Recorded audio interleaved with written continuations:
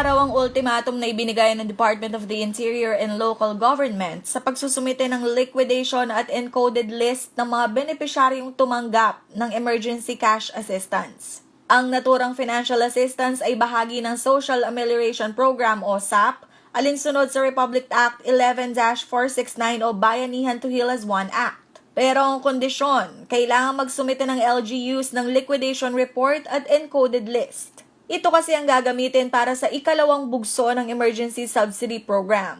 Pero dahil sa mga naging problema sa pamamahagi at atrasadong liquidation report ng mga lokal na pamahalaan, sa mga huling linggo pa ng Hunyo matatanggap ang second tranche ng SAP.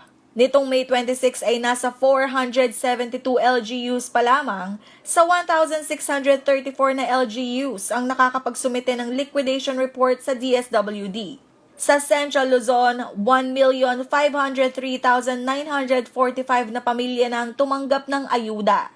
Kinakatawan nito ang 79% ng kabuuang target na 1,515,847 pamilyang hindi saklaw ng Pantawid Pamilya Pilipino Program.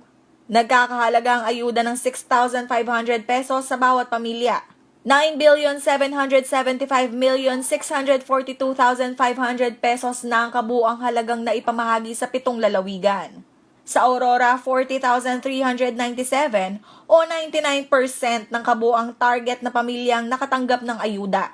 Sa Bataan, 92,890 o 96% ng kabuuang target na pamilya nang nabigyan. Sa Bulacan, 395,835 o 99% ng kabuuang target na pamilya nang nabenepisyuhan. Sa Nueva Ecija, 391,917 o 99% ng kabuuang target na pamilya nang nabahagian. Sa Pampanga, 289,216 o 99% ng kabuuang target na pamilya nang may subsidiya. Sa Tarlac, 203,907 o 99% ng kabuuang target na pamilya nang nakakuha ng tulong. At sa Zambales, may 89,783 o 99% ng kabuuang target na pamilyang nabigyan ng ESP.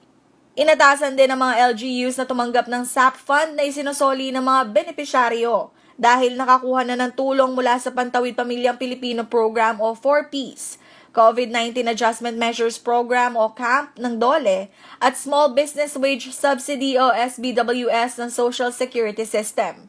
Ibibigay naman ng mga LGUs ang ibinalik na SAP Fund sa DSWD Field Offices.